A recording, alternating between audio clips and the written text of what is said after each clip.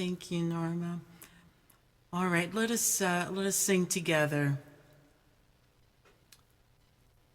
Let us sing together this song by Daniel Nahmod, When I Pray.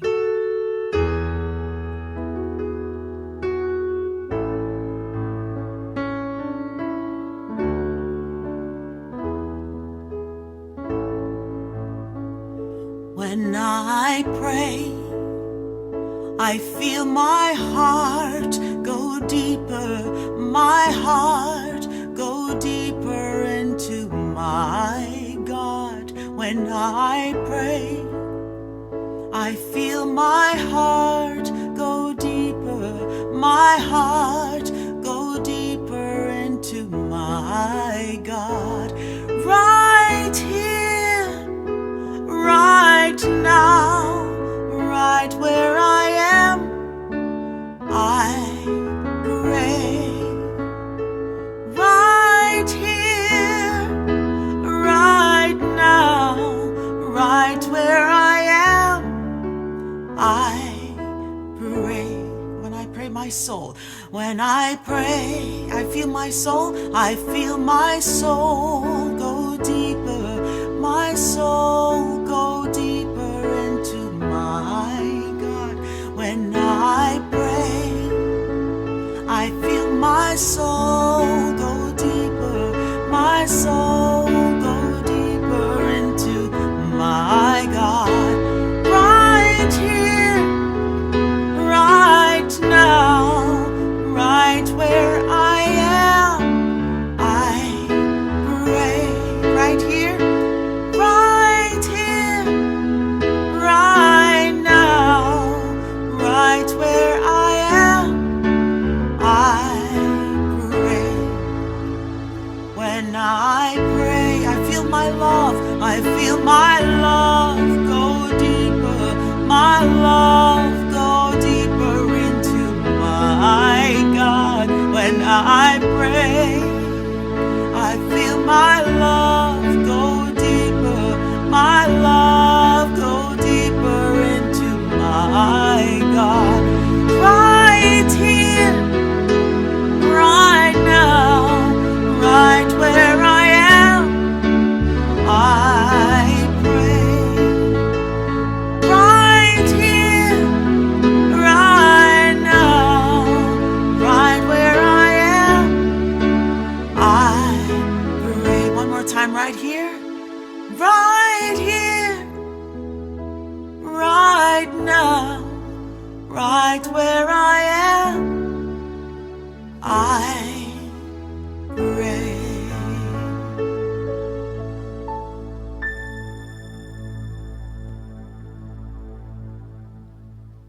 Thank you, Deidrey. Right here and right now, I pray. Friends, I invite you, if it's comfortable, to close your eyes or soften your gaze. And shift your awareness and your attention from this physical manifest world. Shift it into that vast place in consciousness. That place where your soul draws strength from living water. That unlimited wellspring in consciousness, in that eternal place within where there's a divine spark of illumination, where there's the light of the Christ.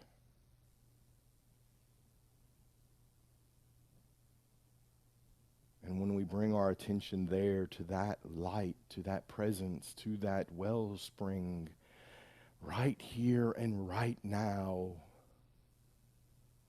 is all there is.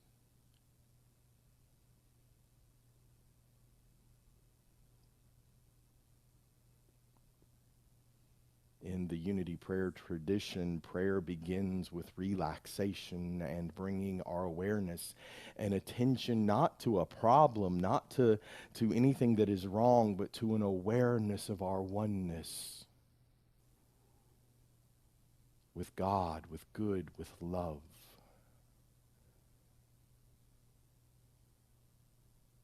right here and right now, I pray. I align myself with the truth of being.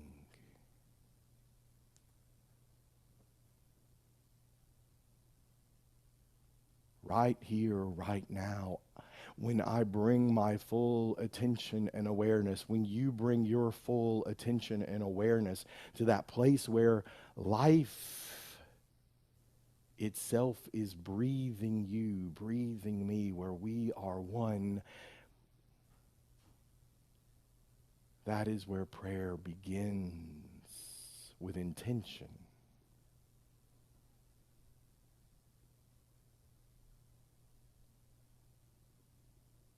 I pray. My soul goes deeper. My love grows deeper.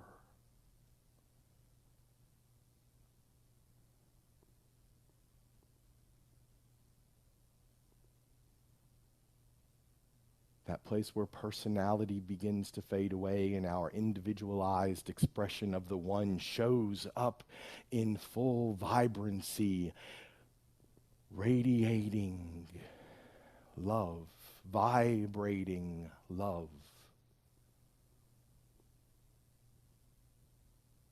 I pray.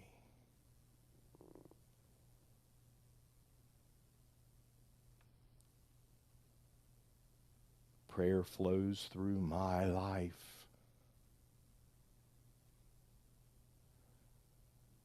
Affirm that with me now. Prayer flows through my life. And so let us pause for a moment in the stillness, in the silence. Let's bring our full attention, our full awareness into that vastness of illumination in spirit, where we are one.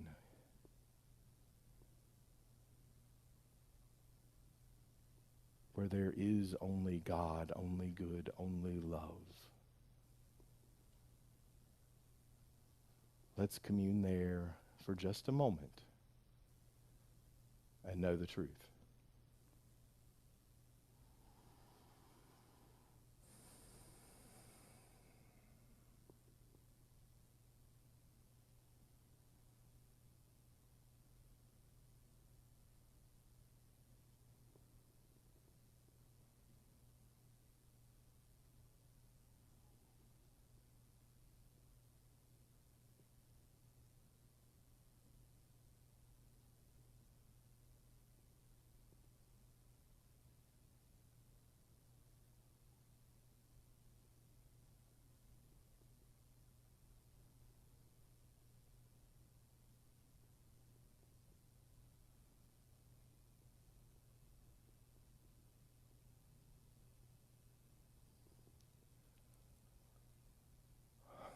When I pray, I feel my soul go deeper, my love go deeper.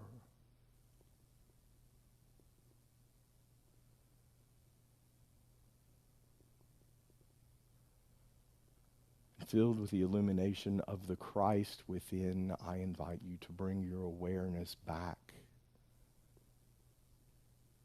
to the place and the time, the space around you,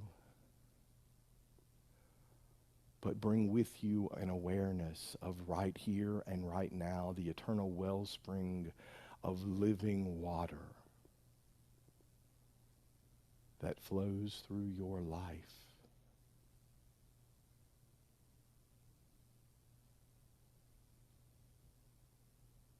And know that in each and every moment when the outside world would distract you with another story, that a gentle breath brings you back to right here and right now.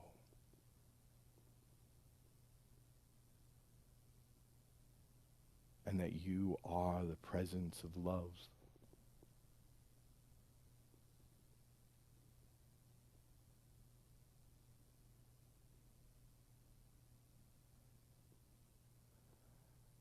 You are the presence of love. And so come back to this space and time as you are ready, right here and right now. And so it is, and so we let it be.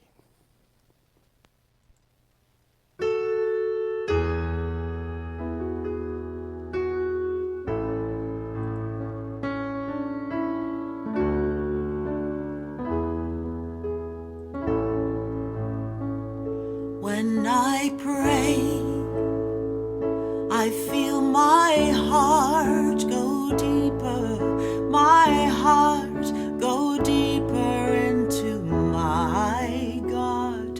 When I pray, I feel my heart go deeper, my heart go deeper into my God.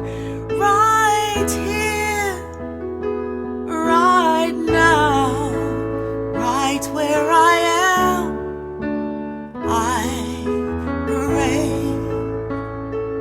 Right here, right now, right where I am, I pray.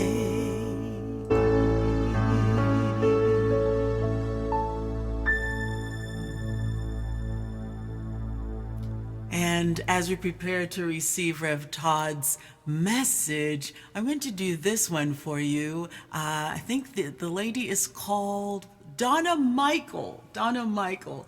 And it's a fun song. It's mainly just one word, but we're going to sing it. We're going to do our best. And it's called Possibility. I am possibility. Here we go. Oops. Here we go. One more time.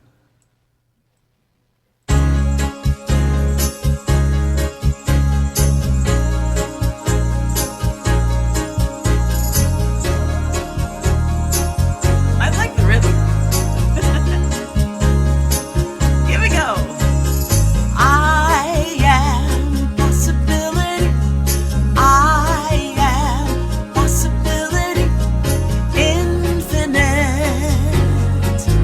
possibility. Can you sing that with me? Let's do it together. I am. I am possibility. I am possibility. Infinite possibility. There's no limit to what can be. Every dream is reality. 'Cause I am possibility. You are possibility. Infinite, infinite possibility. That's it. There is no limit to what can be. Every dream can be reality. I am possibility. You are possibility. Infinite possibility. Come on, let's do that again together. I am possibility. You are possibility. Infinite possibility. There is no limit to what can be. Every dream is reality. We are possibility. We are possibility. Tell someone. We are possibility. Come on, let's tell someone. Tell someone around you. You are possibility. We are possibility. Infinite, infinite possibility. Infinite possibility. Infinite possibility.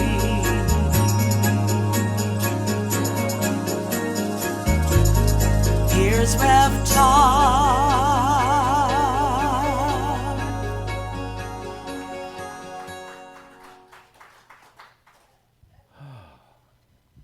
In another dimension, that's the theme song for the show of my life, I think. Infinite possibility. Oh, happy Sunday, my friends. Thank you. Uh, I've been contemplating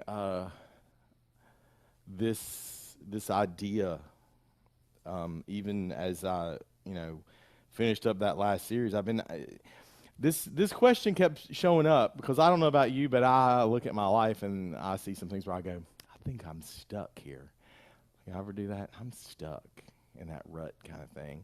And so this question has shown up of, well, what if you're not stuck?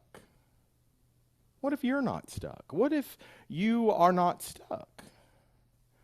Um, and I think over my time here at Crystal Coast, which it's hard for me to believe that I'm in my 6th year as the minister of this congregation, and I am so excited. And and then today I got a message, and I did not realize. Do y'all know that today's an anniversary? Do y'all remember this? Today's an anniversary. 11 years ago was the first service in the hallowed walls of this building. 11 years today. I mean, it gives me chills thinking about it. And knowing that the story of this space, of this community of believers started even well beyond that.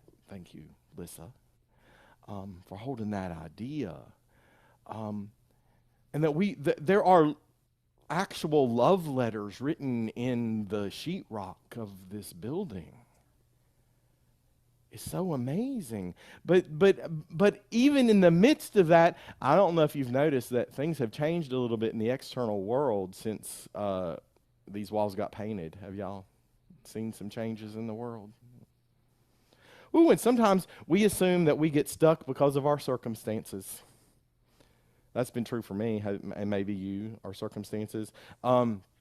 But when I consider and I sit on my rock and I'm listening, it occurs to me that when it comes to spirituality, we are often stuck not because of the circumstances, but because of the story that we have assigned to the circumstances. Maybe you're familiar with that, and sometimes we tell stories. We create masterful stories. I am a master storyteller in my head. I can create a story, and those stories can become so familiar that we stop questioning it. We stop remembering that it's a story, and suddenly we think this is truth. But it's not. Right? Have you ever noticed that two people can live through the exact same event and walk away with completely different stories about what happened? You notice that? Did that happen loading the dishwasher? Maybe. Yeah, you're like, you said such and such. I never said that. It could be about a missed phone call. It could be a diagnosis. It could be a rejection that you got. It could be a failure that happened. It might be a disagreement that happened at church. And just so y'all know, church is not the four walls. It's not the hallowed walls of the building. The church is the people. The church is the people. You ever have a disagreement in church? You ever seen those happen? The facts might be identical, but the stories rarely are. The stories rarely are the same. And so today, I want to suggest something that when this started mulling around and I was chasing the rabbits in my head as I often do, that this became a little uncomfortable for me, and it might be a little uncomfortable for you. But I have realized that I'm not stuck in my life. You're not stuck in your life, but we might be stuck in the story that we've been telling about our life. Right? And we can tell some limiting stories. And some of our most limiting stories aren't even the ones that we tell about ourselves. Sometimes the limiting stories are the ones we tell about other people. You ever told a story about somebody else? in Lessons in Truth. You've heard about that today, right? Remember who wrote it? Emily Cady. We're all going to talk about this on Tuesday night. I can't wait to see all of you there. I can't wait for all of you online to join me too, because we can all be together. But one of the first things that she writes in this is an invitation. Lay aside for the time being all the previous theories and beliefs. All right, lay it aside. Just for now, right? You don't have to abandon them forever. You don't have to give up everything that you have believed that is true forever. You don't have to abandon them. But let's loosen our grip and see if there might be something more for us. And for me, when I first started on this spiritual journey, it was really difficult because I confused certainty with truth. I knew I was right. I bet some of you have seen me in some of those situations where I know I'm right. And if it bothers you, that means there might be something in you that you're certain about that might not really be right. Because we're in this together, right? Because our opportunity for spiritual growth begins when curiosity becomes stronger than certainty. Our ability to step towards spiritual transformation begins when our curiosity becomes stronger than our certainty. About ourselves, about other people, about the way the world works, about who God is. Or early in our chapter that we'll talk about this week, Katie connects us to the Exodus story. Exodus in Genesis. Do y'all remember this? The Egyptians are fleeing. The Israelites are fleeing from Egypt, right? The history of the coming of the children of Israel out of their long bondage in Egypt, right? And so if you're new to Unity listening in, or you're not familiar with what we teach in Unity that Scripture is a metaphor. It is the metaphysical explanation of the shift in consciousness away from this belief in separation, got kicked out of the garden, back into our oneness. And so Egypt is not merely a location. Egypt is a consciousness. Egypt is whatever convinces us that freedom is impossible for us. So it's not just true for the Israelites, it's true for us. And we can be caught up in Egypt, right? We can believe a story that says nothing can change. Someone I love very much once said to me, well, I'm too old. I'm not changing. I can't at this point, right? This is just who I am. This is how life will always be. Well, let me tell you what, if that's the case, you are fighting for your limitations. You are trying to stay in bondage in a consciousness of Egypt where change cannot happen. But if there is breath left in your body, you can change. And so can I. And here's the thing that is so telling about the story in Exodus is that the Israelites left Egypt physically, right? It was very dramatic. Y'all remember this? Throws a stick down on the ground and the Red Sea parts and they are running away, right? But mentally, while the Israelites had gotten away from Egypt, mentally they kept going back. Again and again, they wanted to go back. They wandered around for a long time, and they kept going, hey, you have led us out here to die, and we want to go back. Not because Egypt was good, but it was familiar. Remember, we talked a little bit about our comfort zones before. We get comfortable, and so the Israelites got out of Egypt fairly quickly. right? Fairly quickly in the history of mankind and the planet of the earth, the Israelites got out of Egypt fairly quickly, but getting Egypt out of them took longer. So we might not be in the same space, but we can still hold on to those stories that give us lack and limitation, that hold us in bondage, that make us believe that we're not enough, that there is some limitation there, that there is something wrong with us. You know, we fight for our chains.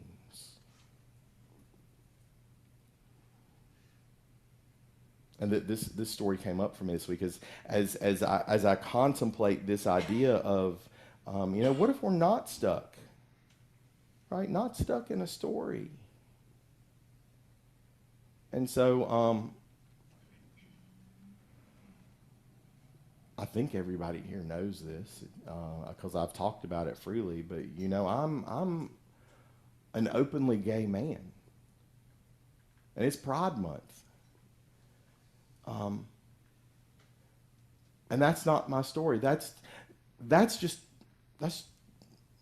a part of who I am. That's a fact, right? I mean, Lord knows that if prayer could have changed that, it would have changed, because boy, did I try to change that. Right? The story is what I believed that meant about me. Because at the age of 9, sitting on the third pew in a Pentecostal holiness church, I heard the call, "You will do this with love." When the preacher was given fire and damnation, and I am so worried that you were going to burn in the fiery pits of hell. Have y'all heard those talks before? Maybe. And some of you've heard that before. I looked at that preacher and I was like, this is not fit for me. And I heard that voice that still, excuse me, that still talks to me, that said, "You will do this with love." Right, but then I became aware of who I was in the midst of being called to ministry, loving to go to church. And it felt like every time I walked into a Sunday school, it's like they had an alarm that went off, and suddenly the lesson was always going to be on Sodom and Gomorrah. That's my story, right? And so I attached to that. And so I carried a narrative that said, people like me don't get to be ministers. I for a long time, I even told a story that, because I had been told I was an abomination so many times, I told a story that I didn't even believe in God anymore. I am an atheist, sometimes agnostic, but I don't even believe in this stuff anymore, right? Because I told myself, I created a story that I cannot be authentic and spiritual at the same time. I had to choose. I could be spiritual and I could love God and live inauthentically, or I could be true to who I am and be an abomination, and therefore I don't even believe in the God that you believe in. Right? And I think the most painful one for me was, because authenticity is one of my core values. Transparency is one of my core values. And so if I answered this call to ministry, I would lose belonging to the world, because I don't think I could belong and be inauthentic. So, So being gay did not delay my ministry. The story I carried about being gay and what that meant in me and in the world delayed me following this path. So, I didn't even go to seminary until I was 45. The story felt true. It had evidence, it had voices, it had experiences. Right? And it was still a story. And finally, I had to become willing to ask, what if God sees me differently than I see myself? What if there really is this universal experience of life that is living through me in this moment. These things that I had, quietly thought about but never really talked about in public, right? What if I could begin to release the story that I wrote around all this? And nothing changed overnight. But the moment that I questioned that story, a door opened.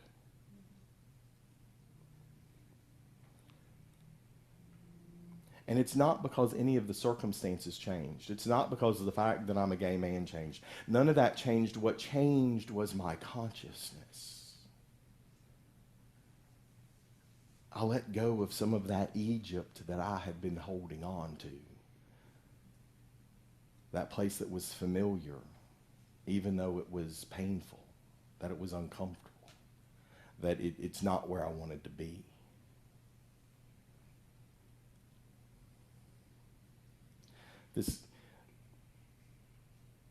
This is where we look at and we know why the third principle of unity came about, that one of the Fillmore's grandchildren would boil everything down to these five principles, so we could say, here is how we can explain, we can put a framework around the understanding of our evolution of consciousness that we see in Scripture, and it's the law of mind in action. Whatever we focus our thoughts and feelings begins to shape how we experience the world. And I want to be clear that this is not about magical thinking. Because in unity, we don't pretend that hard things aren't real. We don't think that everything is coming up roses all the time. Right? Sometimes life smells like there are piles of manure everywhere we stand.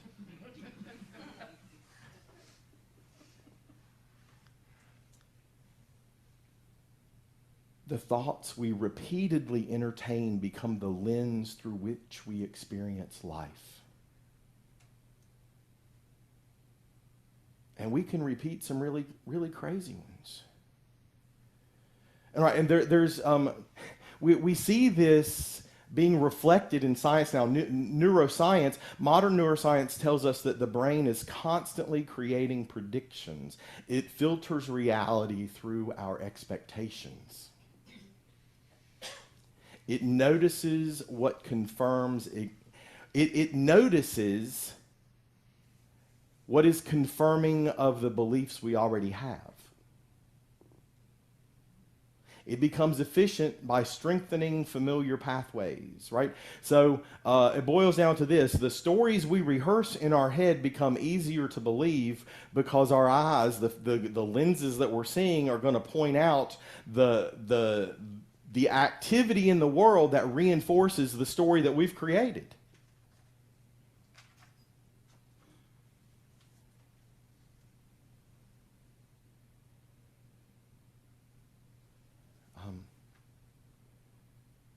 Right? In unity, we've been teaching something similar for more than a century. Our consciousness influences our experiences, and the stories we repeatedly energize become the lens through which we interpret life.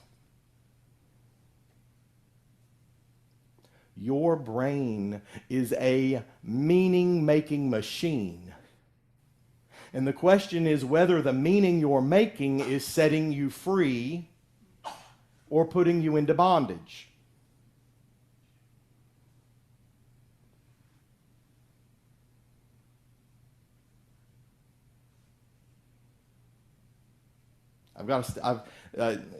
Y'all know that voice that said you will do this with love sometimes interrupts me in the middle of a talk, and I've got my notes here, and it's saying, no, you got to talk about this today.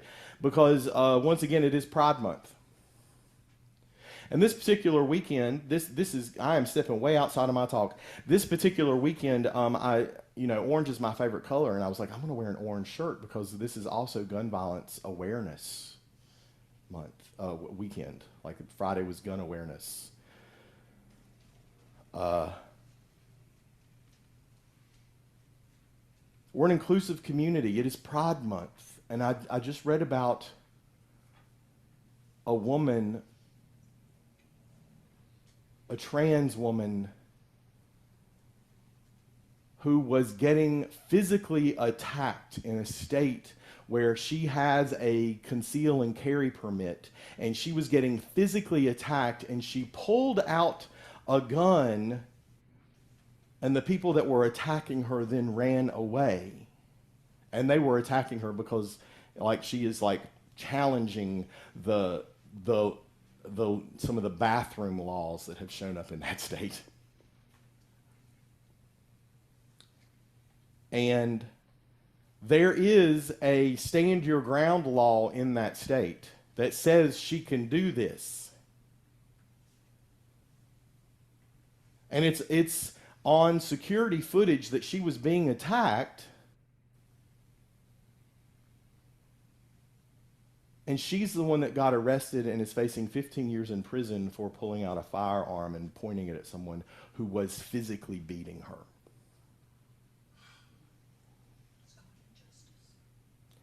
And so if anybody asks you why we have Pride, Gay Pride Month and not Straight Pride, it's because things like this are still happening in the world. And so I can tell a story to myself that as an openly gay man who speaks the word of God, that I'm not safe, and I have been, so attacked about that before as well, because some people in other traditions don't understand how I can speak about love, because they still believe in that story. They're telling a story about me, that I'm an abomination.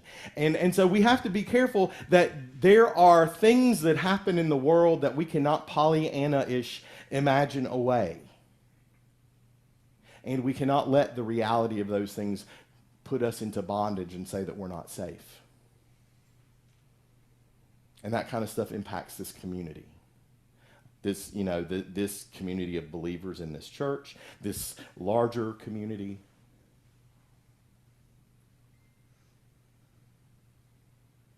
Because people always have these stories about who we are.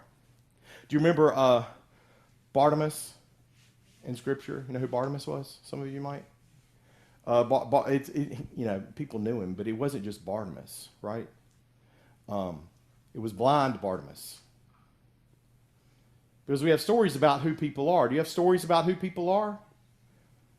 Yeah, you have stories that, blind Bartimaeus, right? His condition had become his identity. His identity had become his story, right?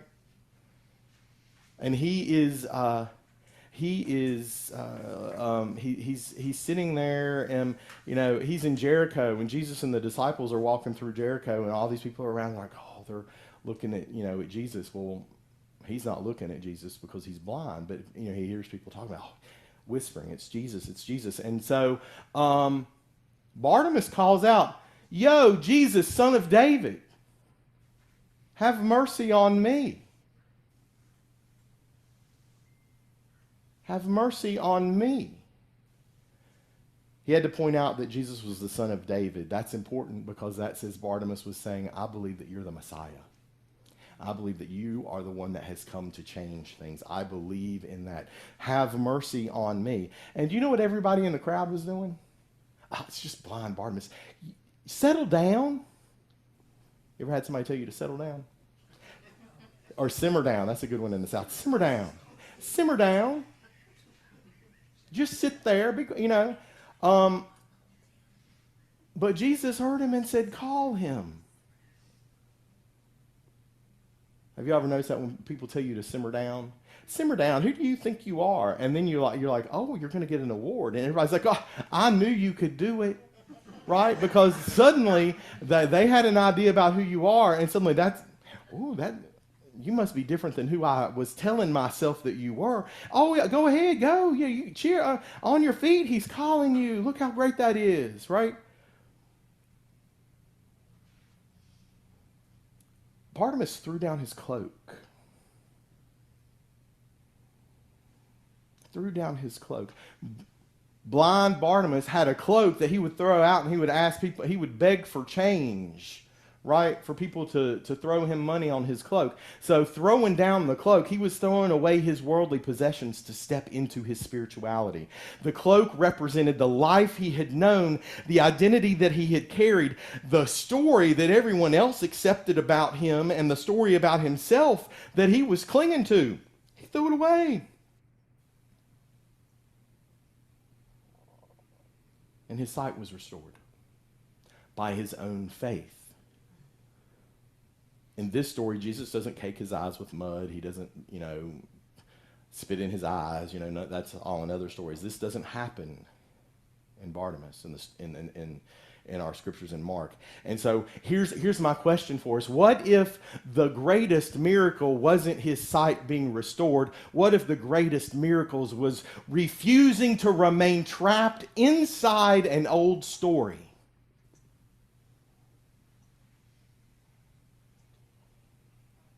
I know that I never would have been able to find the joy and the excitement that I have in my life if I had not given up that story about what it meant to be in ministry and to also hold this truth that I am a gay man. I had to change that story.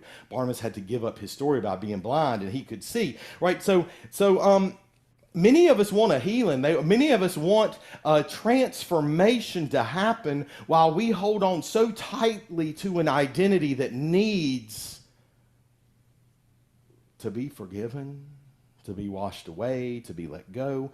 We want transformation, but we protect that story that keeps us where we are.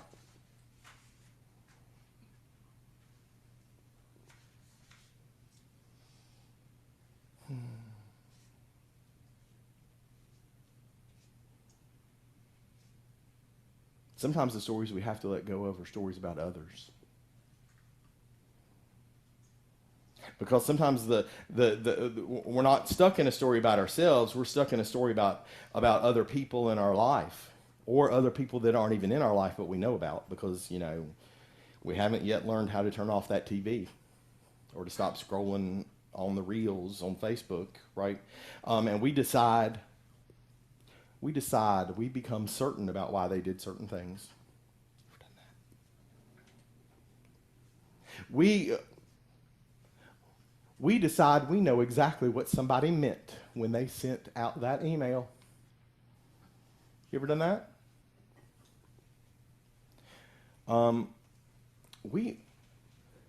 We see somebody dressed in a way that is clearly comfortable for them, but based on what they're wearing, we decide that we know what kind of a person they are.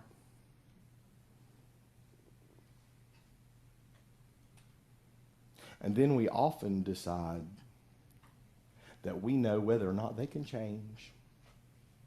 And we hold them in bondage. In our mind, we put them back in Egypt and think they cannot change. And if that creates the lens through which I see the world, if I put somebody back in Egypt in my mind, you know what? They're not going to change in my perception, even if they're completely different. That is so crazy to me that is true. And if you don't believe it, then I want you to find somebody that you know in your life, right? It could be the cashier that is always curmudgeonly. Right? You know the one. It could be the neighbor that every time they see you, they go.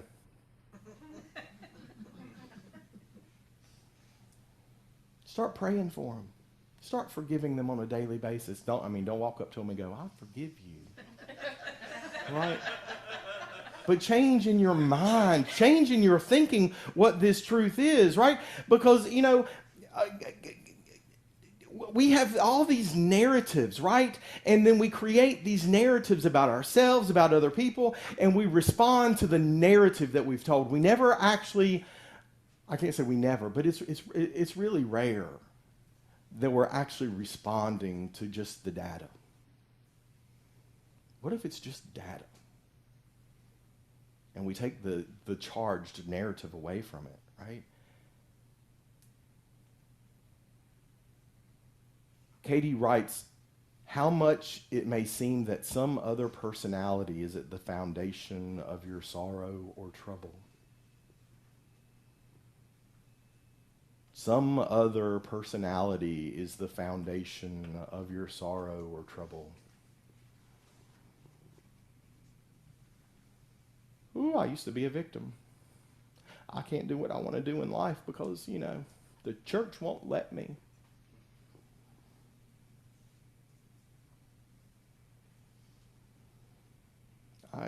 I can't do this because of what other people think.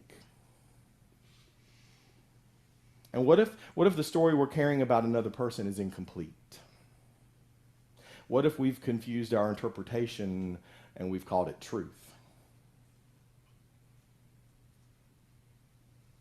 And so often we tell these stories about others. We tell these stories about ourselves, about other people, and then we forget we made all that up.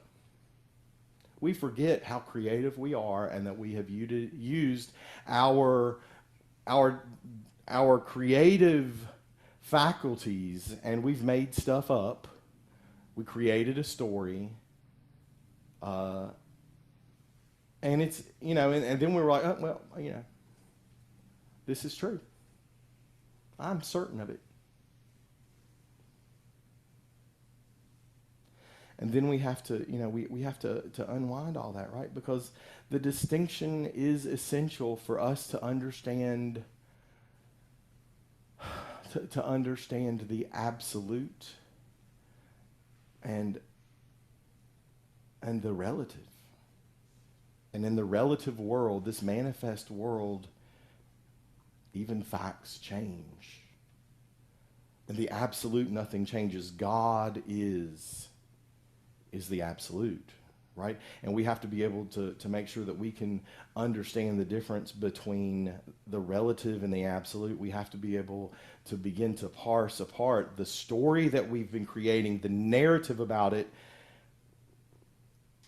and just the thing.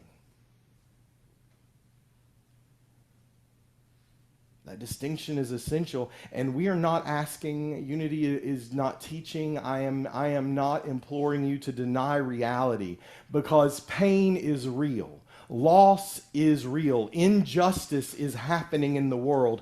Disappointment is real. And so our question becomes, when we become curious, right? It's not, did that happen? Right? Because have you had that before? Have you been like, because you hear somebody else's narrative of the exact same event, and you're like, did that happen? The question is whether the story we've attached to any event, the story we've attached to any person, the story that we've attached to ourselves, is that true? Is this the whole truth? Katie tells us, do not be under bondage to false beliefs about your circumstances or environment. Do not be under bondage to false beliefs about your circumstances or your environment. Don't put yourself back in Egypt. Don't send anybody to this place in consciousness that is bondage. Circumstances are real and stories are interpretations, and they are not the same thing. Yes? So like this week, this is your assignment this week, if you're willing to play, is to pay attention to the thoughts and the ideas and all this stuff that keeps showing up, and identify one story that you carry about yourself, about an organization, about someone else in your life. Pick out a story, right? Too old, never recover, nobody understands me, I'm always overlooked, They will never change. I missed my chance. That was a story I told myself for a while too. When I finally overcame the what this means, I was like, oh well, I'm too old now.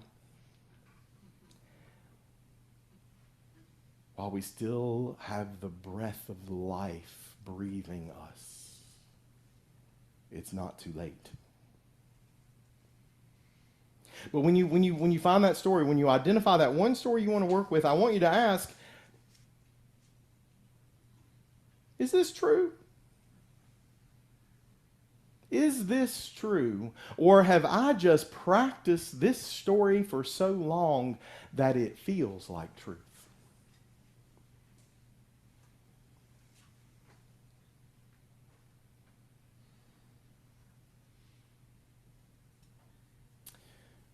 In the story of Exodus, God does not begin by changing Pharaoh's heart. He begins by calling Moses. Our invitations to be free always begin within us. So whenever you hear yourself say, I always, I never, they always, they never, is that a fact?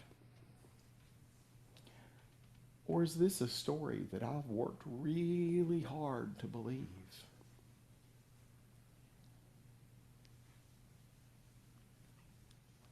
Because what if you're not stuck? What if it's just a story? What if the circumstances of life are not our prison?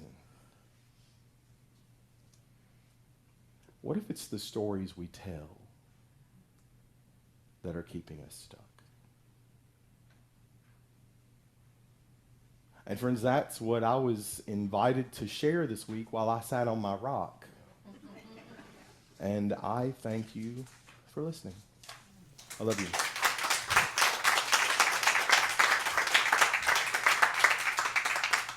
Thank you for your message, Rev Todd. I was really struck by something that you said. What if God really sees me differently than I see myself? In order to release the limited stories we hold about ourselves.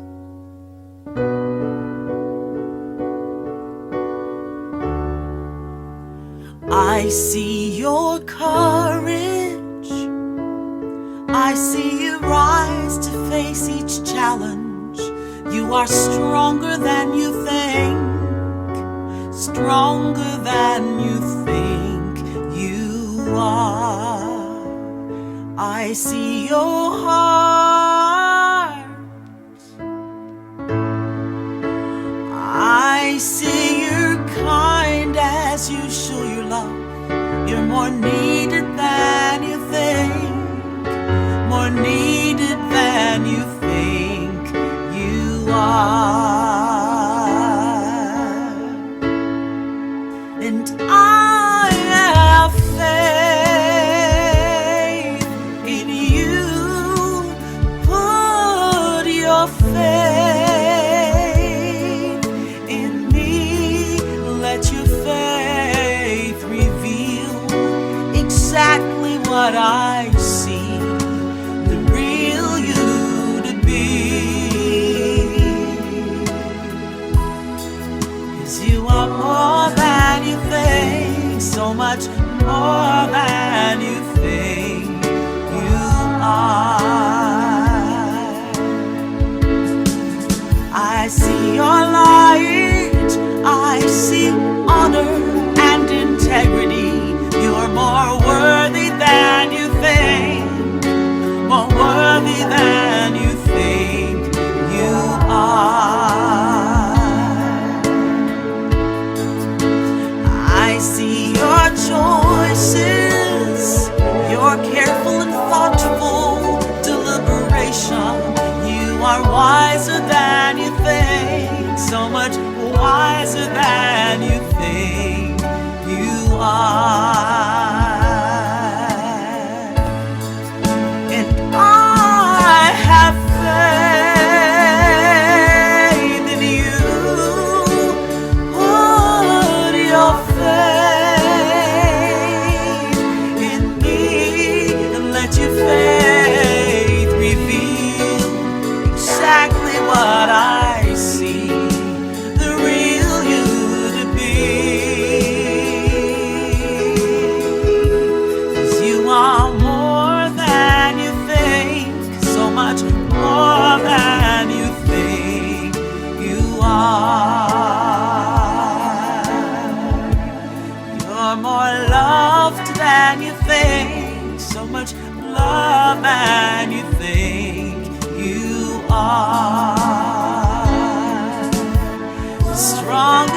than you think. You're more worthy than you think you are.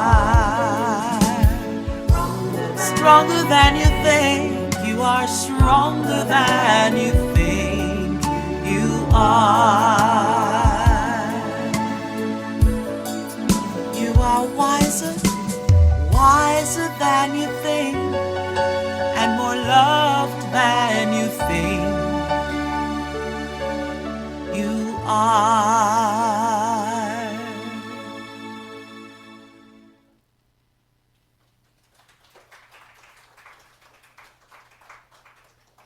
Deidrey, thank you so much